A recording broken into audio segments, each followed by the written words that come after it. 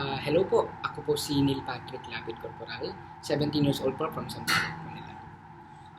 Backstage, punong-puno ng kaba, punong-puno ng excitement.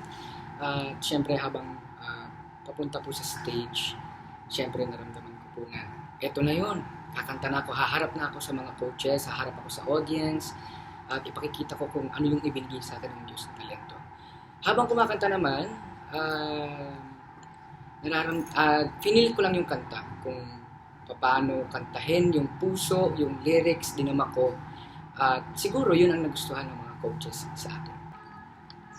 Sumali ako sa The Voice Teens para maipamahagi o ma-share sa mga kapwa ko, kabataan, ang talentong ibinigay sa akin ng Diyos.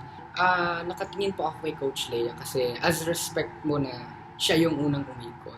And before the competition even started, dahil nga po sa kanta kong Fly Me to the Moon, yung genre po kasi parang pasok din po kay Ma'am Leia. Sa tingin ko po sa field po niya, mas mabibigyan niya po ako ng something po na magiging comfortable ako at magkakaroon po kami ng good time. We will have a good time po. At alam ko po na hindi lang po sa pagkanta ang maituturo niya sa akin, kundi kung paano maging isang artist, kung paano kahit saan ako makaabot is be humble.